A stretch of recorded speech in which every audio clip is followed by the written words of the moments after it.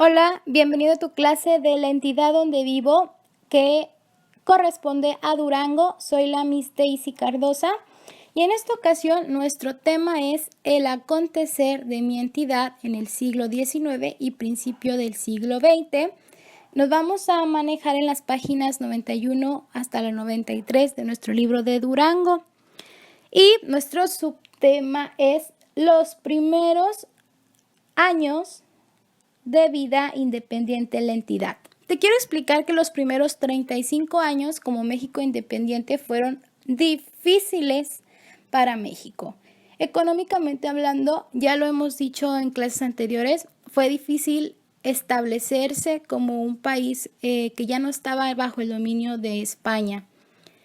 Y te voy a explicar también por qué. En 1824 a 1857 hubo conflictos con otros países que marcaron la historia y la geografía de México. Esto lo vamos a ir viendo en toda la lección. También, pues en 1824 se llevó a cabo la Constitución, donde se estableció que México, la República Federal, iba a ser la forma en cómo se iba a trabajar. Y pues hubo luchas entre grupos que tenían ideas distintas de cómo organizar y gobernar al país.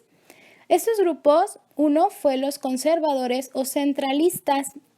Vamos a hablar mucho de estos grupos, así que espero y te los puedas aprender. Ellos querían una república central donde basaban sus ideas en lo moral y lo religioso. ¿Cómo que una república central? Querían que una persona estuviera controlando a los demás estados y ni siquiera fueran estados independientes, que fueran como departamentos que les avisaran a un jefe cómo se estaban llevando las cosas. Ellos no podían tener control a lo mejor del estado de Durango, ni siquiera iba a tener el nombre de estado. Ellos basaban pues en lo moral, en lo religioso, ellos basaban la idea de que la única religión podría ser la católica, de que tenía que ser una persona con buena reputación y refinada para poder estar en ese tipo de cargos. Entonces aquí era mucho la imagen que proyectaban. Otro grupo son los liberales o federalistas. Ellos deseaban un país dividido en estados, como lo tenemos ahora, y gobernada por tres poderes, el ejecutivo, legislativo y judicial. Ellos querían que no se mantuviera el poder en una sola persona, sino que tuvieran que pasar por protocolos o por filtros, cualquier idea que se tuviera para bien del país y que todos estuvieran de acuerdo y que hubiera una participación ciudadana. Que realmente esto es lo que contenía la Constitución, pero pues había problemas en ponerse de acuerdo porque cada uno quería solventar o llevar el país, este nuevo proyecto de un país independiente de forma distinta. Y estos grupos los vamos a ver en toda la lección.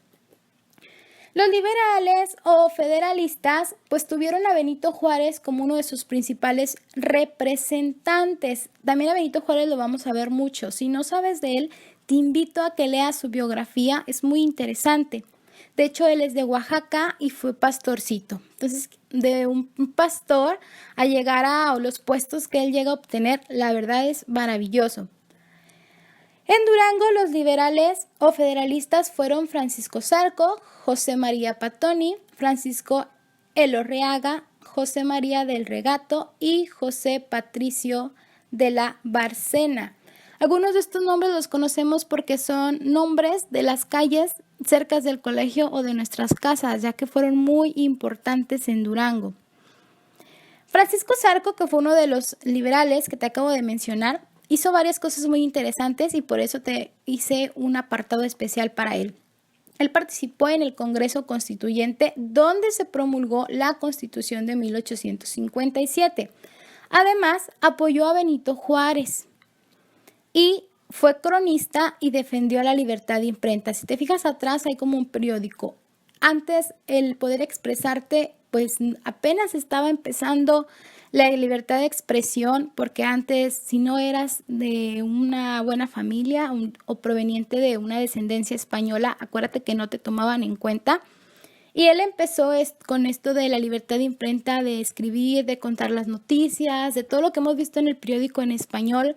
Pues él se encargaba de los reportajes, de que defendía a los reporteros, que se pudiera hablar con la verdad. Él también se reunió con el Congreso de Durango para elaborar una nueva constitución en nuestro estado. Así que fue una persona muy sobresaliente y también conocemos lugares que tienen su nombre en nuestra región. Fíjate que Benito Juárez fue presidente de México en 1858. ¿Qué pasó? Pues cuando él llegó a la presidencia hubo una guerra de reforma y también conocida como la Guerra de los 3 años, donde nuevamente los conservadores y los liberales se vieron envueltos en conflictos. De hecho, esto fue el golpe o la guerra más difícil que pasaron ellos, porque sí hubo varios momentos muy tensos. Y pues aquí te digo, duraron 3 años, no es que duraron muy poco tiempo. En esta guerra pues ganaron los liberales y es la forma en la que se quedó el gobierno.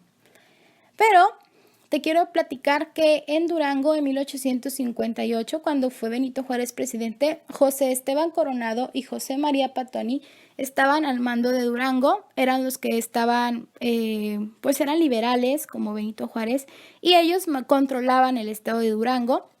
Pero luego pasó que en 1864 a 1866 hubo la intervención francesa, ya que los conservadores hicieron una alianza con alguien. Ahorita te voy a explicar cómo. En 1861, Benito Juárez dejó de pagar los impuestos o toda la deuda que tiene México, que es una deuda externa. ¿Qué es una deuda externa? Cuando México le pide dinero a otros países para solventar sus gastos. Acuérdate que México estaba muy mal económicamente y tenía préstamos con países para que les pudiera ayudar y fortalecer la economía de México. Como cuando Benito Juárez llegó a la presidencia realmente no había mucho dinero, pues suspendió estos pagos por 2 años a los países y eso causó el estrago y el enojo de Inglaterra, España y Francia. De estos tres, Francia no se dejó y atacó a México. Y aquí es una parte también bien importante.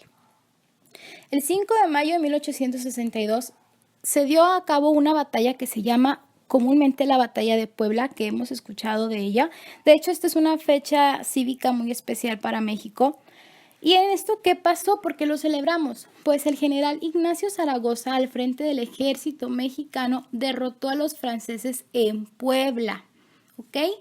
Pero pues un año después, en 1863, los franceses se apoderaron de la Ciudad de México. El triunfo nos duró un año, pero fue una guerra demasiado sangrienta, donde México no se lo esperaba, por el hecho de que como no le pagó el dinero a esos países, pues se molestaron, claro que sí.